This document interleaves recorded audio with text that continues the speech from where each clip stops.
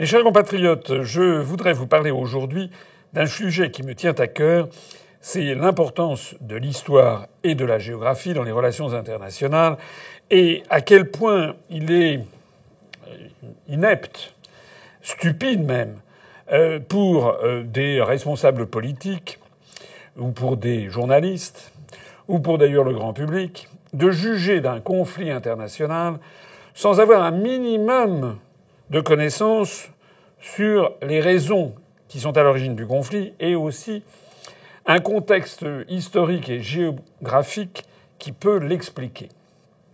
Rien n'illustre mieux mon propos que le conflit qu'il y a actuellement entre la Russie et l'Ukraine, puisque, si j'en crois le narratif officiel, ce qui est débité 24 heures sur 24 par les grands médias du pays, ce qui semble d'ailleurs être perçu comme tel par la grande majorité de nos responsables politiques qui ne vont pas chercher midi à 14 heures, c'est qu'on a l'impression d'un pays sympathique, gentil, brave, qui s'appelle l'Ukraine, voilà, qui, tel Blanche-Neige, d'un seul coup est tombé sur le grand méchant loup, et avec un ours sanguinaire, la Russie qui a commencé à vouloir intervenir sans raison, comme ça, subitement, en voulant lui piquer ses provinces, et que tout ça est absolument scandaleux, et donc que l'Occident, qui doit défendre la veuve et l'orphelin, il est normal que l'on se mobilise, que tout le monde se mobilise, qu'on dépense des centaines de millions d'euros des Français pour défendre cette cause,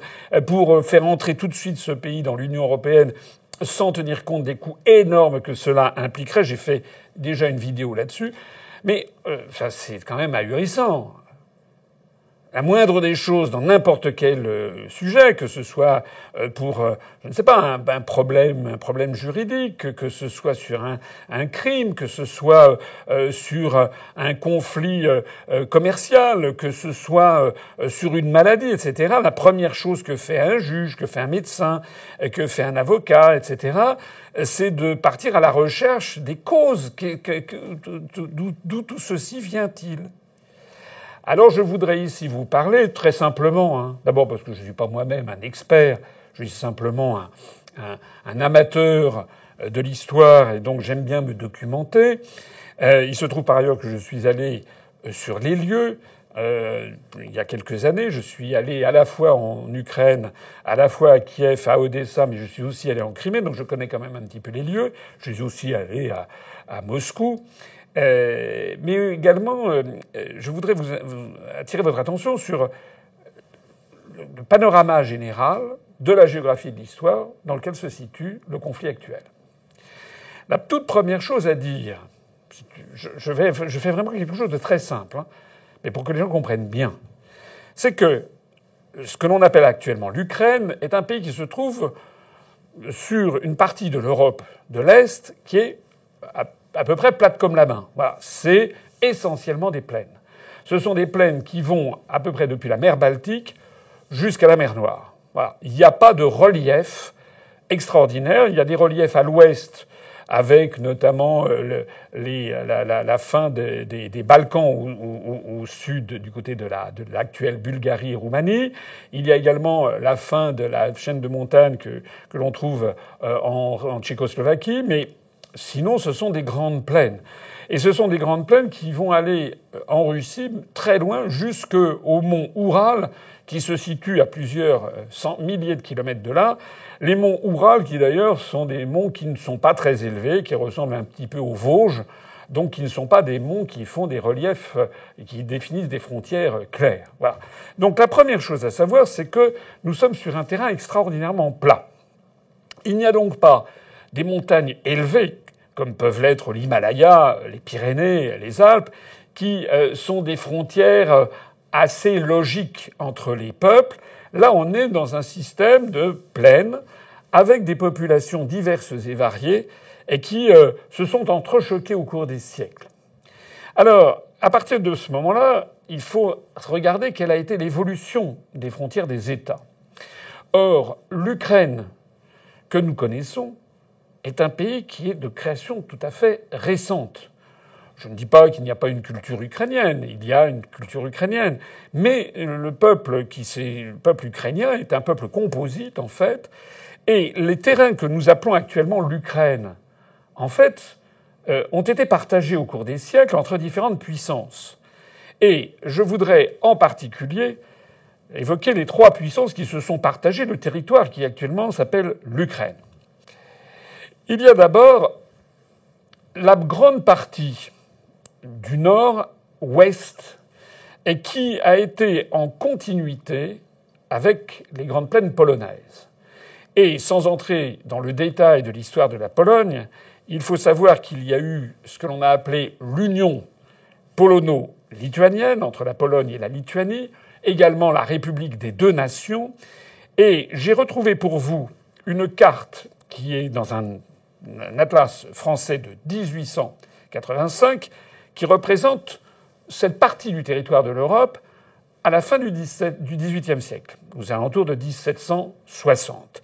Regardez cette carte, voilà, la voici de façon générale, et la voici de façon plus précise.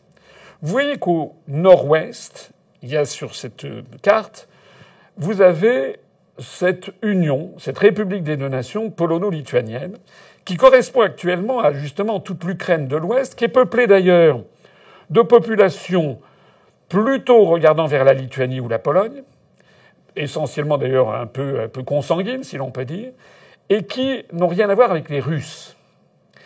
Je vous explique pourquoi 250 ans après, nous avons toujours la même configuration, c'est-à-dire que le nord et l'ouest de l'Ukraine sont anti-russes.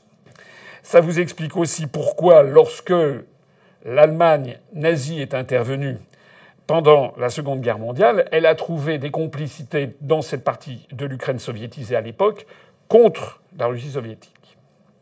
La deuxième grande masse que vous voyez sur cette carte, que vous la voyez ici, sur le côté est, donc à droite de la carte, et c'est l'Empire russe. Et si vous regardez bien cette carte, qui a été, je le rappelle, sur un atlas français de 1885, et qui décrit ce qu'est le partage de cette partie du territoire européen aux alentours de 1760, vous remarquerez que les villes de Kiev ou de Kharkov, dont on parle dans l'actualité aujourd'hui, sont dans l'Empire russe. J'insiste, c'est l'Empire russe. Donc, je le dis parce que lorsqu'on entend Vladimir Poutine qui dit « nous voulons récupérer notre dû », il y a des gens qui hurlent au scandale, etc. Mais d'un point de vue historique, il n'a pas tort. D'un point de vue historique, ce sont des parties entières qui ont appartenu à la Russie. Et pourquoi ça ? Parce que j'ai déjà eu l'occasion de le dire, en 1654, il y a eu un traité qui s'appelle le traité de Péréyoslav, qui est une ville d'ailleurs de la partie nord de l'Ukraine.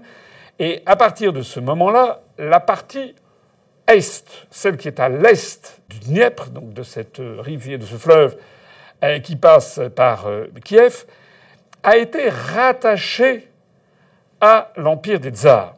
On appelait ça la Rousse de Kiev, comme il y avait la Rousse de Moscou, etc. C'est-à-dire que c'est à partir de 1654, de ce rattachement de la partie orientale du Dniepr, que l'on va parler du tsar de toutes les Russies. Vous avez déjà entendu parler de cette expression. De toutes les Russies, ça veut dire depuis que cette partie de ce territoire, d'un pays qui n'existait pas, l'Ukraine n'existait pas, il y avait différentes principautés, c'est à partir de ce moment-là que ça a été rattaché à la Russie. Alors 1654, pour fixer un peu les idées, c'est à l'époque Louis XIV est jeune, c'est avant d'ailleurs que Louis XIV rattache au royaume de France des villes comme la ville de Lille, par exemple, ou bien les conquêtes qu'il y a eu dans le nord-est de la France, du côté de l'Alsace. Je rappelle que la Corse a été rattachée à la France nettement plus tard, en 1769. Je rappelle que beaucoup plus tard, vous avez eu le rattachement du comté de Nice ou de la Savoie, qui ont été obtenus par une négociation entre Napoléon III et Cavour, l'équivalent du Premier ministre, président du Conseil, proche de Victor Emmanuel de Savoie, au moment de l'unification italienne, en échange du soutien de la France à l'unification italienne et à la Maison de Savoie. La Maison de Savoie nous a donné en 1860 la Savoie et le comté de Nice. Donc vous voyez que là, on est en 1654. Vous avez derrière moi, d'ailleurs, une vue de la ville de Kiev avec un bâtiment, un monument célèbre qui fait partie d'ailleurs du patrimoine de l'UNESCO. Je m'y suis rendu, c'est tout à fait magnifique. Je me suis rendu, c'était à l'époque d'ailleurs de Gorbatchev, puisque ça faisait partie de l'Union soviétique, et où il y a cette célèbre laure, la laure de Kiev avec des grottes. C'est un bâtiment qui a, comme vous le voyez, typiquement l'architecture typique des églises orthodoxes, et l'église ukrainienne orthodoxe a été rattachée jusqu'à il y a quelques semaines d'ailleurs, était rattachée à l'église russe orthodoxe, au patriarche de Moscou. Avec évidemment le conflit qui existe maintenant, l'église ukrainienne a voulu prendre son indépendance. Mais ceci pour vous signaler à quel point nous sommes dans des territoires qui ont été modelés, façonnés au moins à partir du XVIIe siècle par la milieu du XVIIe siècle par la Russie. Je crois même d'ailleurs, mais je ne suis pas certain, parce que je crois que les spécialistes se disputent sur le sujet, qu'il semble même que la dynastie des Rouriks, qui a précédé la dynastie des Romanov, était justement plus ou moins originaire de ce pays, comme d'ailleurs des dirigeants récents de l'Union soviétique, comme Khrouchtchev ou Brejnev, qui avaient des ascendances qui étaient nés dans ce qui est aujourd'hui le territoire de l'Ukraine. Donc ça, c'est la deuxième grande masse qui se partage ce pays. Et puis il y a la troisième grande masse. La troisième grande masse, eh bien, c'est tout le sud, tout ce qui borde la mer Noire, c'est-à-dire la péninsule de Crimée et puis également tout le littoral qui va depuis l'actuelle Moldavie jusqu'à la frontière avec la Russie et où l'on compte des villes comme la fameuse ville d'Odessa, qui est une ville de création récente du XIXe siècle, qui avait été créée notamment le tsar Nicolas Ier, je crois, avait confié le gouvernorat de la ville d'Odessa au duc de Richelieu. C'est pas notre Richelieu avec Louis XIII et le siège de La Rochelle, mais c'était de la famille, un descendant, donc vers 1830 et quelques, qu'un Français, le duc de Richelieu, a été le gouverneur de la ville d'Odessa, grand port actuel de ce que l'on appelle aujourd'hui l'Ukraine. Alors, ce qu'il faut savoir, c'est que tout le sud qui est au bord de la mer Noire a une histoire très différente du reste. Parce que si on remonte à la très haute Antiquité, la Crimée, on appelait ça la Tauride. Voilà, vous connaissez peut-être d'ailleurs l'opéra Iphigénie en Tauride. Il y avait des colonies grecques. Les Grecs qui étaient de l'autre côté, qui étaient dans la mer Égée, il leur suffisait finalement de traverser les détroits des Dardanelles, d'entrer dans la mer de Marmara, puis le détroit du Bosphore pour entrer dans la mer Noire, ce qu'ils avaient fait bien sûr, et ensuite de créer des colonies. Et donc, il faut bien comprendre que la Crimée, aujourd'hui, il y a 2000 et quelques années, il y avait des colonies grecques. Ensuite, l'histoire a passé. Je ne vais pas entrer encore une fois, je ne suis pas un spécialiste, mais disons, j'ai des lueurs sur ces sujets, ne serait-ce que parce que ceci m'intéresse et que je suis allé dans plusieurs pays qui bordent la mer Noire, en fait, dans tous les pays, en fait. Eh bien, au courant du Moyen-Âge, ce sont des khanas. Khana, K-H-A-N, c'est-à-dire des espèces de petits sultans, des sultanats. Ce sont des khanas d'origine turque qui se sont installés en Crimée, vers les années 1200 ou 1300 après Jésus-Christ. Ils avaient une religion qui était une religion d'origine turco-mongole, et ils ont été, à partir de la poussée des Turcs osmanlis, qui sont les Ottomans, qui ont conquis progressivement l'Anatolie, il y a une fameuse bataille en 1071, la bataille de Manzikert, qui a été le début de la fin de l'Empire byzantin. L'Empire byzantin s'est effondré le 29 mai 1453. Vous savez que c'était le prolongement, normalement, de l'Empire romain. Et là, les Ottomans musulmans ont mis la main sur Constantinople. Et ce qu'il faut savoir, c'est que dans la foulée, ils ont également mis sous suzeraineté, ils étaient le suzerain, ils ont vassalisé les populations et les principautés qui étaient autour de la mer Noire, et notamment le Khanat de Crimée. Alors, ici, je vous montre une photo qui représente ce qu'était le Khanat de Crimée vers l'an 1600, qui était vassal de l'Empire ottoman. Et là, je reviens à la carte de mon atlas de 1885. Vous voyez que tout ce qui est en vert sur cette carte, en fait, c'est le Khanat de Crimée sous suzeraineté ottomane. Vous voyez dans mon dos, on a changé la photo. Ça n'est plus ici la Sainte-Laure de Kiev, où l'on voyait la tradition byzantine, la tradition orthodoxe russe. Ici, il s'agit du Saray, du Khan Saray, c'est-à-dire du palais du Khan que l'on trouve à Bakhchi-Saray, qui se trouve être en Crimée, un peu à mi-chemin, pas tout à fait, mais entre Sébastopol et Simferopol, et que l'on visite aujourd'hui. Je suis allé moi-même, lorsque j'avais été invité par la Douma de Sébastopol, à venir fêter le 70e anniversaire de la victoire sur le nazisme. C'était en 2015. Alors, regardez ça. Vous voyez ici, d'un seul coup, qu'on a complètement changé d'univers. Là, on a quelque chose qui ressemble beaucoup plus au paysage que l'on va trouver dans les Balkans musulmans ou que l'on va trouver à Istanbul, avec des espèces de minarets et avec un palais d'ailleurs à l'intérieur duquel on trouve qu'il y a un monument qui est très célèbre au cœur des Russes, qui est ce qu'on appelle la fontaine des larmes, puisque l'histoire veut que l'un des sultans, c'était l'un des khans de cette période, était tombé amoureux d'une femme parmi dans son harem. Celle-ci était morte et donc il avait été inconsolable, il avait beaucoup pleuré. Il avait fait construire donc cette fontaine de marbre et ça a été rendu célèbre parce que le grand poète russe Pouchkine en avait fait un roman ou un poème plus exactement, et donc ça fait partie de la littérature russe. Alors pourquoi je vous raconte ça ? Parce que, comme vous le savez peut-être, j'ai déjà eu l'occasion de le dire, la grande Catherine de Russie, Catherine II, qui était une Allemande à l'origine, qui avait été mariée avec l'empereur, et puis elle s'en était débarrassée assez rapidement après son mariage.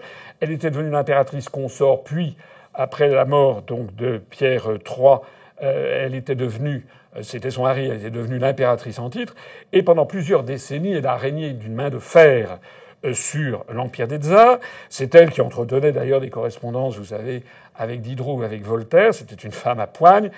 Si Catherine II est appelée, restée dans l'histoire de la Russie comme étant Catherine la Grande, c'est parce que justement, ça a été un grand tsar.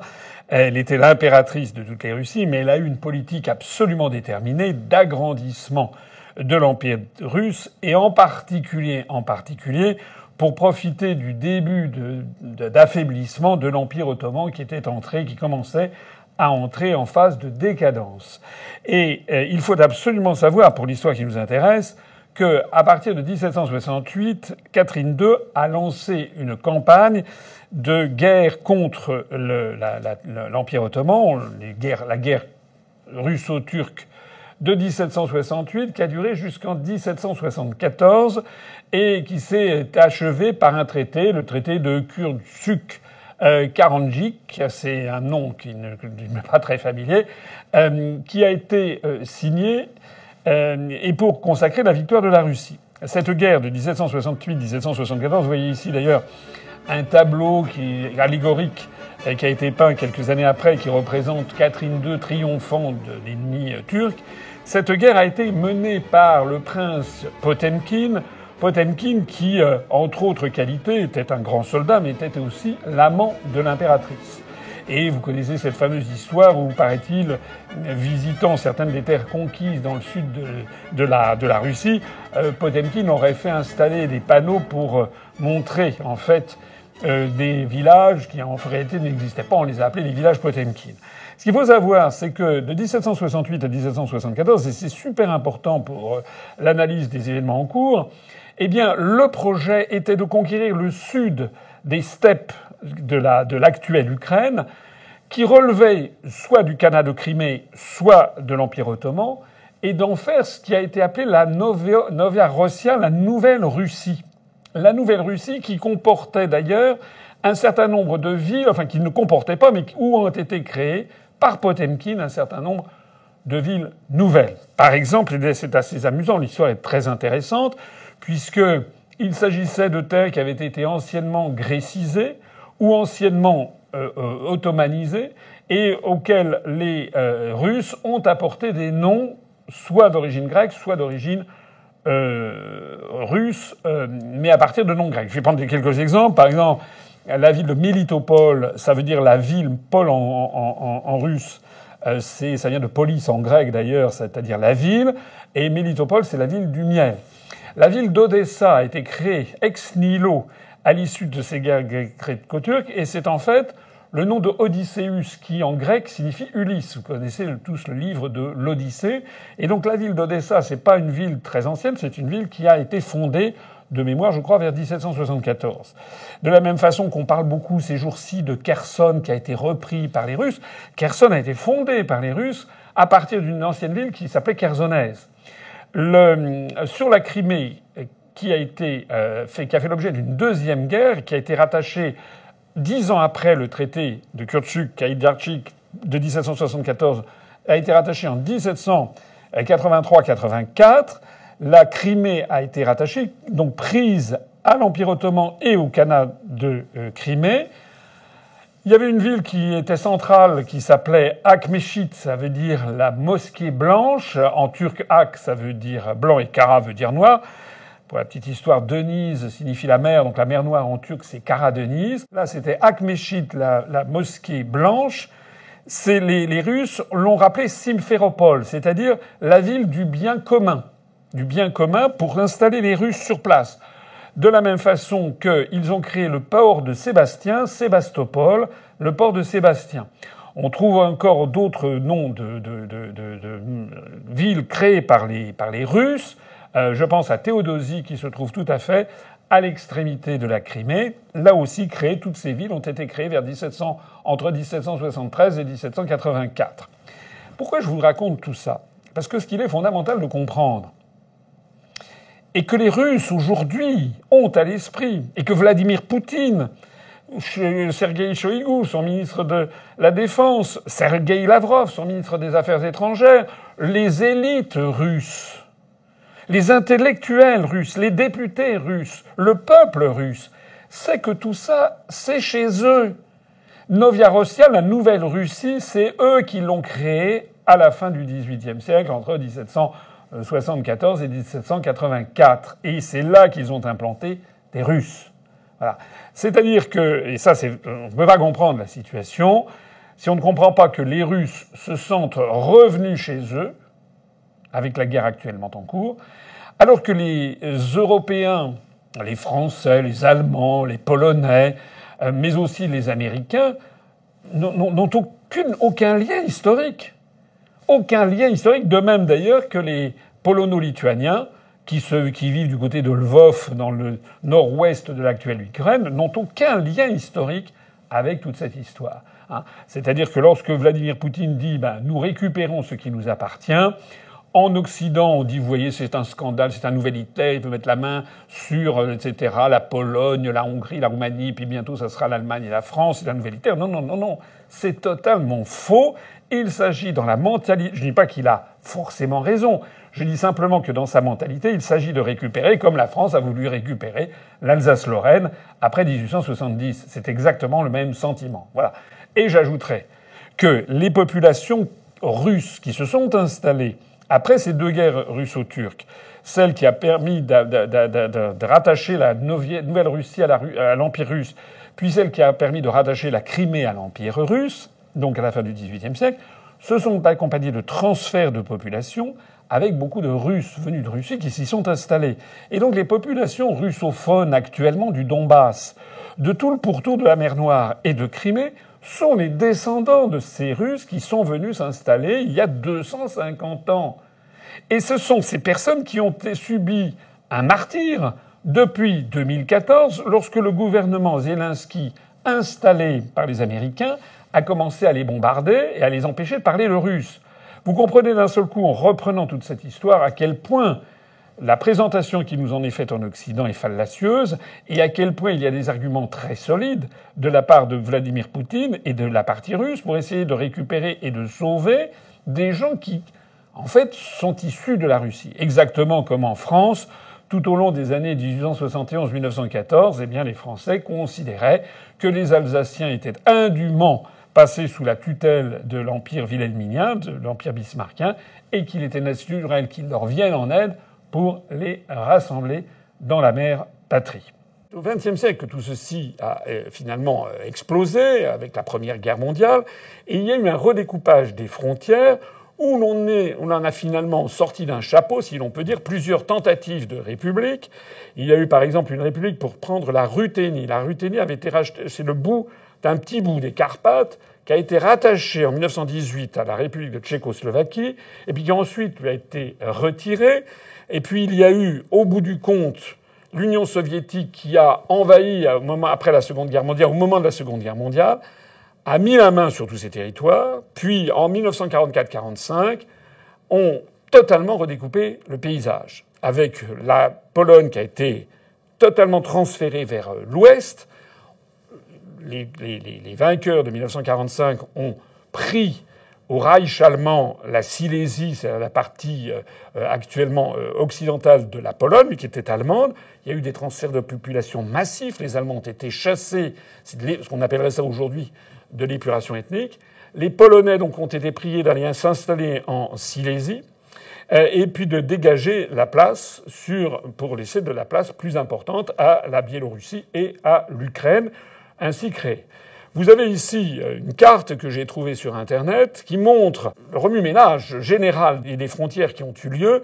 Vous voyez qu'il y a des portions qui ont été prises à la Pologne, qui ont été prises à la Roumanie, qui ont été prises à la Tchécoslovaquie, la fameuse Ruthénie, qui avait d'ailleurs été une petite république pendant quelques mois, qui avait été indépendante. Mais cette portion-là avait été autrefois rattachée à la Hongrie. Vous voyez également comment la Crimée il y a eu des moments qui ont varié entre l'appartenance. La Crimée, en fait, appartenait à l'Empire russe. Et c'est seulement, j'ai déjà eu l'occasion de le dire, en 1954, on n'est pas là, on remonte pas au XVIIe siècle. C'est en 1954 que Khrouchtchev, qui était, comme je vous l'ai dit tout à l'heure, en partie d'origine ukrainienne, et qui, d'après certains, voulait augmenter la proportion de russophones dans la République socialiste soviétique d'Ukraine, a, à l'occasion du tricentenaire du fameux traité de Péréoslav de 1654 dont je parlais tout à l'heure, décidé de rattacher la Crimée à la République socialiste soviétique d'Ukraine, sachant qu'elle appartenait auparavant à la République socialiste fédérative de Russie. À l'époque, personne n'avait songé aux conséquences funestes de tout ça, puisque à l'époque, tout ceci appartenait à l'URSS. Staline avait, d'une main de fer, imposé un régime soviétique, notamment aux Ukrainiens qui voyaient à la fois leur pays créé, mais d'un autre côté sous férule soviétique. Il y a eu le fameux épisode dit Holodomor, où Staline a organisé une famine délibérément pour affamer, tuer sans doute des centaines de milliers de personnes, et tout ça pour avoir un pays sous la botte soviétique. Ce qui explique, comme je le disais tout à l'heure, que la partie sud et est de l'actuelle Ukraine, qui a en fait été, pendant une grande partie du temps, sous suzeraineté ottomane, et ensuite sous suzeraineté russe, peuplée avec des russophones et des russophiles, n'a pas du tout accueilli la soviétisation du pays de la même façon que la partie ouest et nord de l'Ukraine, qui, comme je l'ai expliqué au début, est essentiellement peuplée plutôt de polono-lituaniens qui, déjà depuis des siècles, n'aiment pas les Russes et y ont trouvé une raison supplémentaire de détestation. Alors, lorsqu'en 1991, l'Union soviétique s'est désintégrée, la République socialiste soviétique d'Ukraine, eh bien, c'est le principe dans le droit international de la succession des États, est devenue indépendante dans les frontières qu'elle occupait dans le cadre de l'URSS, et donc a récupéré à cet égard cette péninsule de Crimée que Khrouchtchev avait cédée en 1954 par une espèce de jeu d'écriture, mais ça avait été codifié en droit international. Et donc, personne ne pensait que ça aurait les conséquences terribles que ça a pu avoir, puisque dans cette péninsule de Crimée, il y a, je vous l'ai dit, le port le plus important de la marine russe. Alors, dans les années qui ont suivi l'indépendance de la Crimée, il y avait eu un accord, une espèce de gentleman agreement, qui avait été passé entre les autorités de Kiev et les autorités de Moscou, comme quoi Kiev restait un pays, on peut dire un peu satellisé, un peu un satellite, c'est-à-dire que tout en étant un pays indépendant, Il veillait à ne pas entrer dans l'OTAN, à ne pas entrer dans l'Union européenne. Il veillait à être une espèce de glacis de protection de la Russie. Il veillait aussi à ne pas brimer les populations russophones et russophiles de l'Est et du Sud et les populations de la Crimée qui doivent leur fidélité à Moscou. C'est vers Moscou, c'est vers le monde russe. Ils sont d'ailleurs orthodoxes, à la différence de beaucoup d'habitants de l'Ukraine de l'Ouest, qui, eux, sont des catholiques uniates, donc ils n'ont pas la même religion. Et donc ceci a duré, en fait, jusqu'en 2014. Jusqu'en 2014, où les autorités de Kiev et les autorités de Moscou sont convenues de ce gentleman agreement, finalement, qui devait satisfaire un petit peu tout le monde. C'est à ce moment-là que beaucoup de géopoliticiens comme Henry Kissinger, de secrétaires d'État américains, etc., connaissant la situation, ont bien compris que autant il était relativement possible de faire entrer dans l'OTAN, même si George W. Bush avait promis le contraire, en fait, à Gorbatchev au moment de l'effondrement de l'URSS. Mais il y avait des pays comme la Bulgarie, la Roumanie, la Tchécoslovaquie, l'Allemagne de l'Est, la Pologne, et qui pouvaient entrer dans l'Union européenne et dans l'OTAN, d'abord dans l'OTAN puis dans l'Union européenne, sans que la Russie ne se sente extraordinairement menacée. Autant, en revanche, il y a deux pays tampons qui sont la Biélorussie et l'Ukraine qui touchent les frontières de la Russie et pour lesquels Moscou a toujours dit qu'il ne fallait pas y toucher parce que c'était sa sécurité. Les deux pays ne sont pas identiques d'ailleurs, puisqu'en Biélorussie, il n'y a pas eu ce même mélange des populations qu'en Ukraine. La Biélorussie, un peuple qui est quand même très proche des Russes, ça veut dire la Russie blanche. C'est une autre de ces Russies, de tsar de toutes les Russies, la Russie de Minsk. Donc l'actuel régime de Loukachenko est considéré à juste titre comme très proche du régime de Moscou et ne pose pas pour Moscou un problème de sécurité puisque c'est dirigé par un autocrate, je ne dis pas le contraire, mais quelqu'un qui ne menace pas la sécurité de la Russie. En revanche, l'Ukraine, du fait de sa composition complètement disparate de population, du fait de sa construction historique avec finalement ces trois regards, l'un qui se tourne vers la Pologne, la Lituanie et la Baltique, l'autre vers Moscou et le troisième qui se tourne vers l'Empire ottoman, eh bien, on a une histoire extrêmement heurtée. Aujourd'hui, normalement, lorsque la Russie dit qu'elle intervient parce que les populations russophones et russophiles ont été maltraitées depuis 8 ans, ont été bombardées depuis 8 ans, que les accords de Minsk de 2014 n'ont pas été respectés, je suis désolé de le dire, mais la Russie, elle a raison. Parce que le pouvoir à Kiev est un pouvoir revanchard qui n'a pas voulu accepter les accords de Minsk et qui a voulu imposer une vision de l'Ukraine qui ne correspond pas à l'histoire de l'Ukraine. Ils ont voulu imposer une vision où ils ont voulu en fait ukrainiser totalement l'Ukraine. Ils ont voulu faire disparaître les cultures, la langue russe, la russophilie de ces populations qui, depuis des siècles, depuis au moins 1783 en Crimée, et depuis même plus tôt avant, depuis 1654, depuis le traité de Péroslav, puisque je l'ai montré tout à l'heure sur cette carte, Kiev ou Kharkov faisait partie intégrante de l'Empire russe, eh bien, les autorités de Kiev et le fameux Zelensky, en fait, ont fait comme si l'histoire n'existait pas. De telle sorte qu'aujourd'hui, s'il y avait des puissances qui ont des justifications historiques, démographiques, pour se partager le territoire de l'Ukraine, il y a d'un côté la Russie, avec Kiev, Kharkov, tout l'est de la Russie et une partie du sud. Normalement, il devrait y avoir l'Empire ottoman, qui pendant des siècles a été la puissance dominante. Des villes dont on entend parler dans l'actualité comme Kherson, Mariupol, etc., ou la Crimée, ont été, vous voyez la photo derrière moi, je l'ai déjà signalé, ont été ottomanes. Sauf qu'il n'y a plus d'Empire ottoman. Et que la Turquie n'est que lointain héritier de l'Empire ottoman. Mais vous noterez d'ailleurs à quel point Erdogan, le résident turc, sur cette affaire d'Ukraine, est plutôt du côté de Moscou que du côté de Kiev. Parce qu'il sait très bien que les polono-lituaniens d'origine du nord et de l'ouest de l'Ukraine n'ont aucun droit ni titre pour s'imposer sur le littoral et s'imposer en Crimée. Alors que Erdogan, qui connaît son histoire, sait très bien que la Grande Catherine, en 1783, a mis la main sur la Crimée et qu'elle a entièrement russifié. Voilà. Il le sait.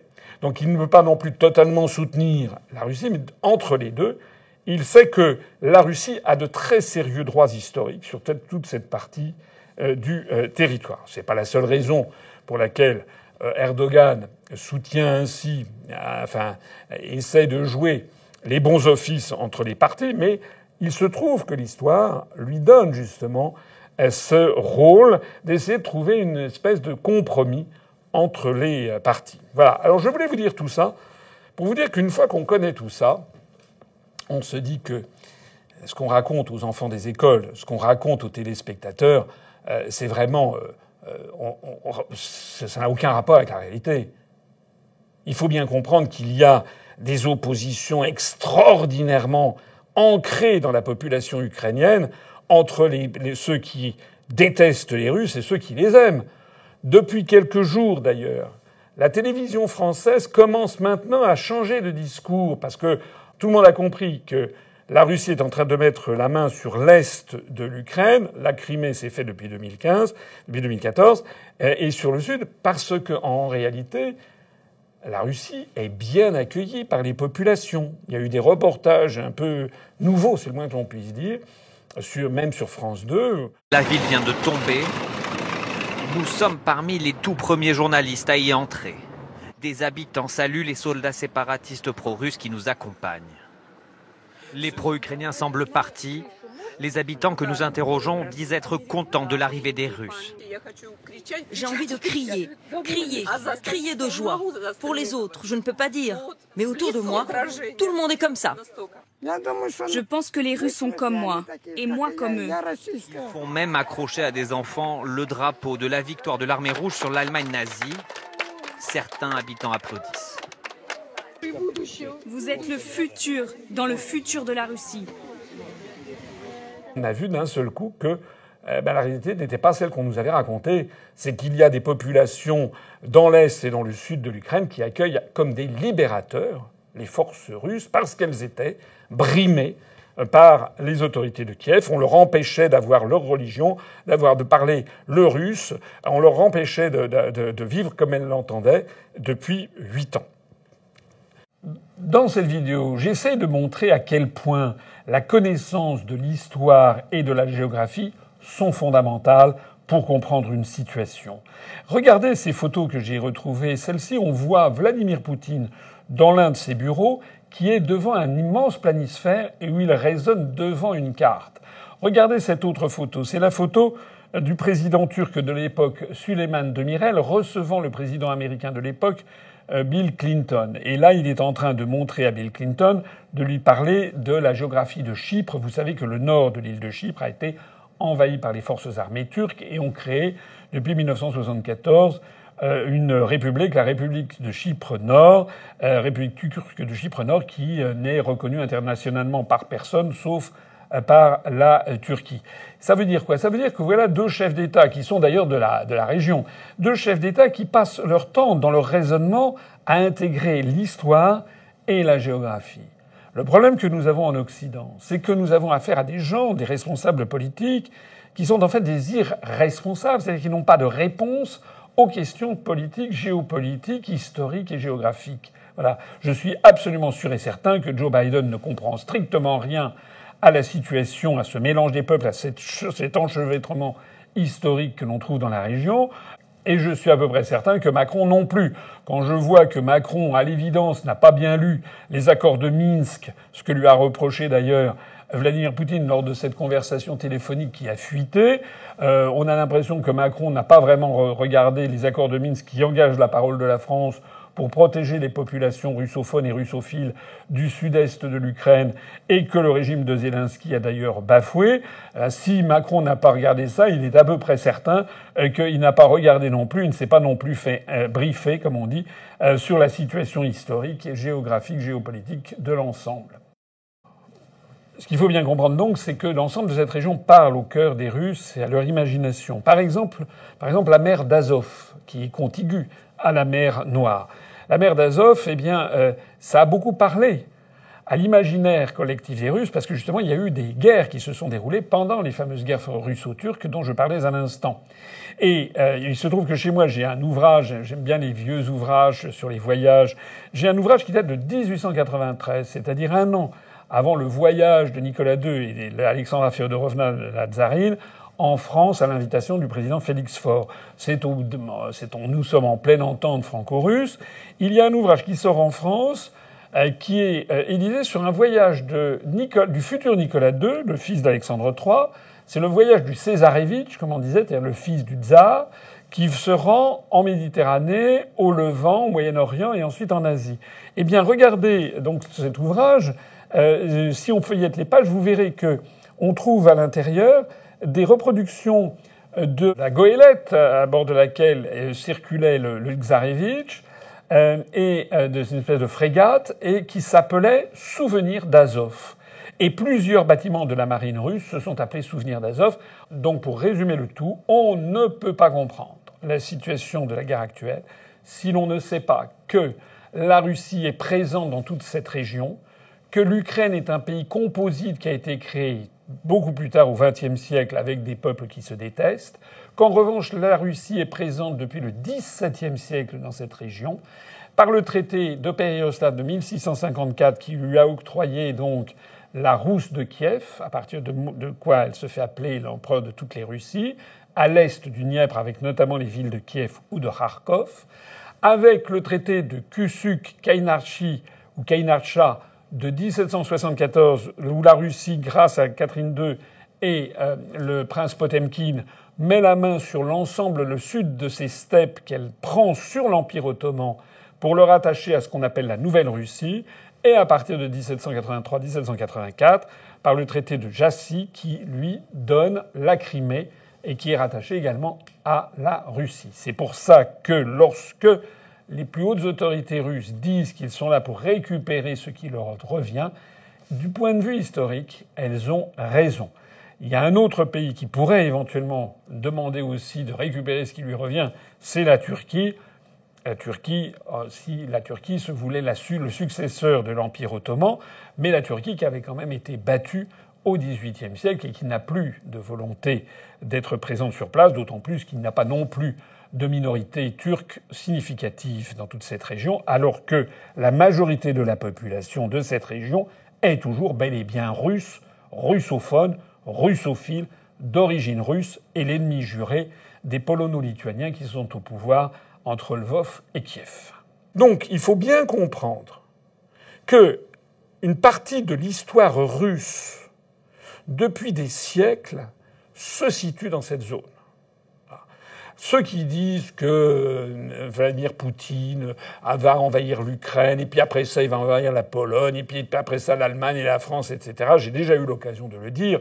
Ceux qui comparent Poutine à Hitler ne comprennent rien. Soit ils mentent effrontément aux Français, soit ils fantasment. Voilà. Poutine, qui est un homme d'État, n'a aucune volonté d'aller se frotter aux pays de l'OTAN. Il sait très bien qu'il y serait très mal accueilli. Je suis même tout à fait persuadé qu'il aura certainement beaucoup de réticence à vouloir englober l'ensemble de l'Ukraine. S'il est intelligent, il devrait conserver à la Russie la partie de l'Ukraine qui lui appartient traditionnellement. Et l'autre partie devrait la laisser. Peut-être que l'accord de paix pourrait être celui-là, avec une Ukraine qui serait devenue beaucoup plus unifiée parce que fondée sur un même peuple, qui est le peuple d'origine polono-lituanienne. Il pourrait même d'ailleurs faire un partage de l'Ukraine avec la Pologne et puis la Hongrie, voire la Roumanie, auquel il pourrait redonner des petits... La fameuse île aux serpents, par exemple, dont on parle beaucoup, et dont il paraît qu'il y aurait des gisements d'hydrocarbures. C'est peut-être une des raisons pour lesquelles certains, paraît-il, se disputent cette fameuse île aux serpents, qui est inhabitée. Mais cette petite île aux serpents, en fait, appartenait à la Roumanie. Donc, il y a peut-être dans tout cet environnement un accord de paix qui se profile et qui permettrait en fait de corriger les erreurs qui ont été faites, dramatiques, qui ont été faites notamment sous l'impulsion de Staline, de vouloir créer cet État multiethnique, multiconfessionnel, avec des gens qui, au fond, ne s'entendent pas depuis des siècles. Voilà, je voulais vous dire tout ça. Les photos que je vous ai montrées tout à l'heure de Vladimir Poutine devant son planisphère ou du président Souleymane Demirel devant la carte de Chypre et présentant ça au président Clinton. Je suis persuadé que Erdogan, dans son bureau, doit avoir un planisphère. Je crains que Macron n'ait pas dans son bureau un planisphère. Je crains qu'il ne connaisse pas grand-chose, en fait, à toute l'histoire que je viens de vous résumer, avec évidemment des simplifications excessives qui vont peut-être faire grincer les dents certains historiens pointilleux. Mon objectif, c'est pas de faire de l'histoire, c'est simplement de faire de la bonne vulgarisation pour que le grand public comprenne à quel point c'est compliqué et que le grand public comprenne à quel point les uns et les autres ont des raisons d'agir comme ils agissent. Voilà. Normalement, un chef d'État français devrait d'abord et avant tout, avant de prendre quelque décision que ce soit, se faire bien expliquer par des spécialistes l'ensemble de l'histoire de cette zone, regarder les cartes, regarder les conflits depuis des siècles, voir les constances historiques et ensuite prendre une décision. Et à condition, bien sûr, que la France soit un pays libre, indépendant et souverain de ses décisions. Nous ne sommes plus un pays libre, indépendant et souverain. Nous sommes dirigés par des gens assez largement incompétents, beaucoup trop jeunes, hein, ou alors quand ils ont la maturité, ils ne connaissent rien. On l'a vu avec ce pauvre Le Drian, qui était quand même un ministre des Affaires étrangères zombie, en fait, qui ne comprenait rien du tout à ce qu'il faisait. Et nous sommes donc dirigés par des gens qui n'ont comme seul et unique objectif, en définitive, que de servir les intérêts des États-Unis d'Amérique et de l'Union européenne elle-même assujettie à Washington. Or, les intérêts des États-Unis d'Amérique, des Américains, sont quand même connus et archi-connus pour être d'une ignorance crasse sur les affaires internationales, pour être incapables de comprendre ce que c'est que l'histoire d'un pays. C'est normal. Les États-Unis ont été constitués à partir du milieu du XVIIe siècle par des gens qui rejetaient la vieille Europe, qui voulaient créer une nouvelle Jérusalem terrestre, qui voulaient créer une espèce de pays qui serait celui à la fois où on pourrait faire fortune, mais c'était aussi le pays des croyants, des Quakers, c'était des religieux. Il ne faut pas oublier qu'il y a cette double casquette aux États-Unis, à la fois la volonté de faire fortune individuellement et contre les États, et ce sont beaucoup d'ailleurs de brigands, de gangsters qui ont fui l'Angleterre du XVIIe siècle. Et puis il y a aussi cette vocation religieuse, biblique, hein, tous ces évangélistes que l'on voit ressortir aujourd'hui avec cette décision de la Cour suprême américaine qui, par exemple, a décidé de rendre aux États des États-Unis d'Amérique leur liberté sur la législation concernant l'avortement. Et l'on découvre que de nombreux États du Middle West américain, qui sont travaillés par les églises et par les évangéliques, vont interdire l'avortement. Donc ce pays des États-Unis d'Amérique a lui-même sa propre histoire et ne connaît mais rien du tout à la complexité de l'histoire européenne et en plus de ça à la complexité des Balkans et du monde russe. Alors tout ceci est malheureusement très grave. Si c'était un débat de spécialistes et d'historiens, je vous en parlerais pas. Mais ce qui est très grave, c'est que se joue peut-être ici la Troisième Guerre mondiale. Et que nous devrions donc avoir affaire à des dirigeants qui devraient être d'une extrême prudence et d'un extrême souci de bien comprendre l'histoire avant de prendre quelque décision que ce soit.